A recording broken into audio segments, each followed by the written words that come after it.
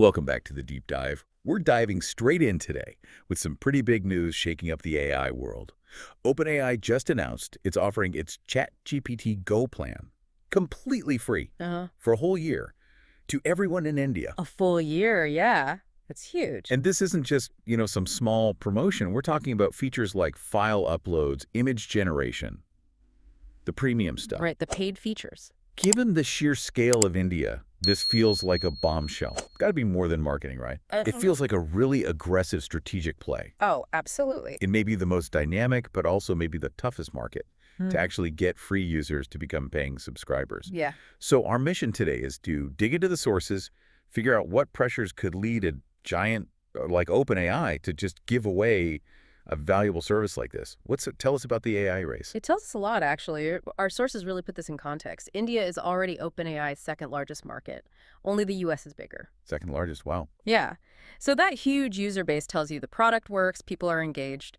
But when you start giving away the paid version in your second biggest market, that screams one thing.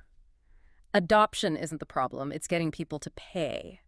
Monetization, that's the nut they're trying to crack with this. Oh. Why radical move? Okay, let's get the specifics clear first. The offer itself. It's 12 months free access to ChatGPT Go. It kicks off November 4th, 2025. They're calling it a limited promotional period, whatever that means duration-wise. Right.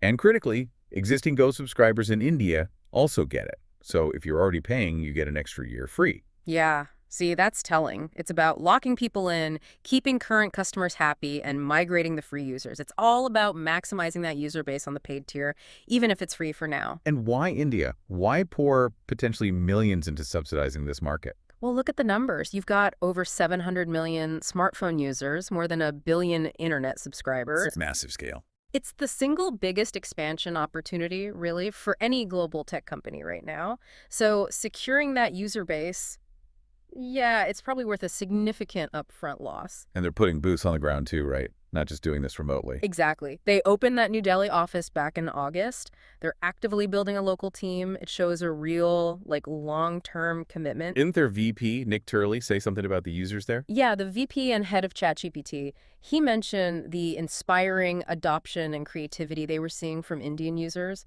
So they see the potential, they see the engagement. Now the challenge is getting that passion, that creativity, hooked into their paid tools. Right. So huge market, real commitment. Let's talk about the actual plan they're giving away, ChatGPT Go. What exactly is it? Okay, so Go was basically designed as their entry-level paid plan, most affordable option. It launched in India back in August, priced under $5 a month, super cheap. Less than $5, okay. And then they rolled it out to Indonesia, 16 other Asian countries, clearly targeting emerging economies where maybe the full price ChatGPT Plus is too steep. And what features are they hoping will hook people? What's the value proposition here? There are a few key things. First, you get 10 times the usage limits compared to the standard free version. That's a big deal for anyone who uses it a lot. Okay, solve the throttling issue. Right. Second, you unlock those useful tools, file uploading, image generation, stuff people want, but maybe the most strategic part, improved memory. It remembers your conversations better, learns your context. That makes the responses feel much more personalized over time. Okay, let's pause on that memory feature. Yeah. Because that sounds like the core of the habit-forming strategy. Absolutely. If you spend a year basically training this AI on your work, your style, your needs, Yeah. how likely are you to just go back to the dumber free version when the year's up? It's going to be tough. That's the whole gamble, isn't it? They're subsidizing inertia. Subsidizing inertia. Yeah. I like that. They're betting that once millions of users get used to this better, more personalized experience, the friction of going back to basic will be too high. And maybe, just maybe, a good chunk of them will finally decide to pay, even if the price stays low. So the goal right now, it's not profit. It's building habits, building dependence. Okay, this brings us back to the numbers you mentioned earlier, because the data really highlights why they might feel forced into such a drastic loss leader strategy. This disconnect between usage and revenue. Yeah, let's look at those figures again. The sources, like TechCrunch, they laid it out. The volume, as we said, is huge. Over 29 million app downloads in just 3 months leading up to August. Unbelievable reach. For 9 million, okay. But in that exact same time frame, the revenue from in-app purchases in India, just $3.6 million. Wait, 29 million downloads translates to only $3.6 million. That's the number. That's the paradox right there. Massive adoption, tiny revenue per user. So given that huge gap, is giving away the premium product really the fix? Or should they be thinking about a different model entirely? Maybe something simpler, cheaper? That's the billion-dollar question, isn't it? It suggests the problem isn't just price sensitivity, it might be deeper. You could be looking at structural things in the Indian market, maybe a cultural expectation that really good digital stuff, especially foundational tech like AI, should be free. Like utilities almost. Kind of. Plus, you've got tons of strong local competitors who are free. And just the general difficulty, of getting millions of casual users onto recurring subscriptions, especially with digital payments still evolving for some, and general subscription fatigue. So the free go plan is like shock therapy to break through that barrier. It's an aggressive attempt, yeah. Blast through that low monetization ceiling. They're basically trading short-term cash for long-term market share and, importantly, data. Data. They need millions of people hammering that Go model, interacting with the advanced features. That trains the AI, refines the service, and gathers insights, and maybe sets them up for the bigger prize later. Enterprise deals. And it's not like OpenAI is alone in facing this. This whole situation, this volume versus value problem, it's creating a real pressure cooker, isn't it? Pushing competitors into making equally bold moves. Oh, definitely. It's a full-on land grab. You really have to look at what rivals are doing to get the full picture. Okay, like who? Well, take Perplexity AI. They did something pretty classic distribution-wise. They partnered with a massive telecom operator, Airtel. Airtel.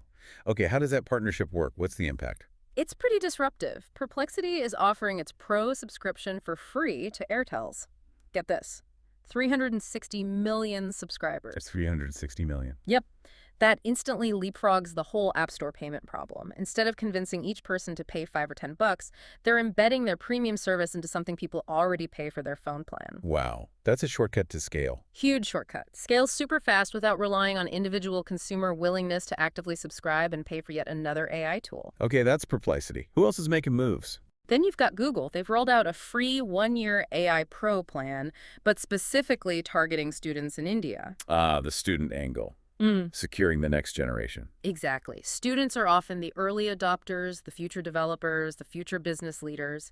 Give them free advanced AI tools now. And they'll likely stick with what they know later on. Build on that ecosystem. Right. Google cementing its place in universities, coding boot camps, making sure the next wave of tech talent is familiar with their platform. So you've got Perplexity going for mass distribution via telco, and Google targeting the future developer base. Which of those feels like the bigger immediate threat to OpenAI right now in India? Good question. I'd probably lean towards the telecom partnership being the more immediate challenge. Really? Why? Well, the student focus is smart long-term, absolutely. But that Perplexity Airtel deal, that's an immediate mechanism for mass distribution and, crucially, payment integration that OpenAI's direct-to-consumer model is clearly struggling with. Right. It solves the monetization piece, at least indirectly. Exactly. It shows competitors are thinking structurally about how to crack this market, not just giving away the product user by user and hoping for the best. It's a fundamentally different approach. So, okay, we've got this perfect storm. Massive market, really low monetization rates, and competitors making these huge aggressive plays.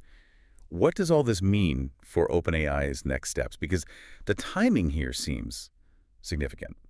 This free offer starts November 4th, which is the exact same day OpenAI is hosting its DevDay Exchange Developer Conference in Bengaluru. Not a coincidence. Absolutely intentional. You've got the consumer giveaway making headlines, pulling in millions of users, generating that valuable training data. While simultaneously. Simultaneously, at Dev Day, they're focusing on the business side. Sources are expecting India-specific announcements there, aimed right at local developers, local enterprises. Things like custom tools, maybe localized APIs, partnerships. Exactly.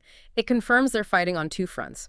Secure the huge consumer base with the freebie, while building the developer and enterprise ecosystem that might actually pay down the line. So, wrapping this up then, Yeah. what's the core takeaway from this big giveaway? I think it really boils down to two overwhelming forces pushing against each other. First, the sheer undeniable size and potential of the Indian market. It promises massive growth.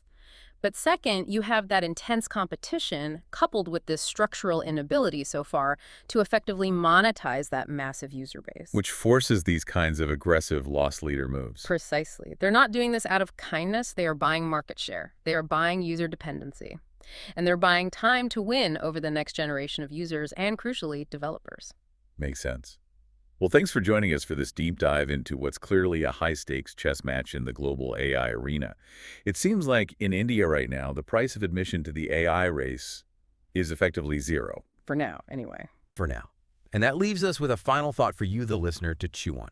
Given this intense competition and the real struggles we've seen with getting consumers to pay for subscriptions in markets like India, are OpenAI and its rivals actually buying market share?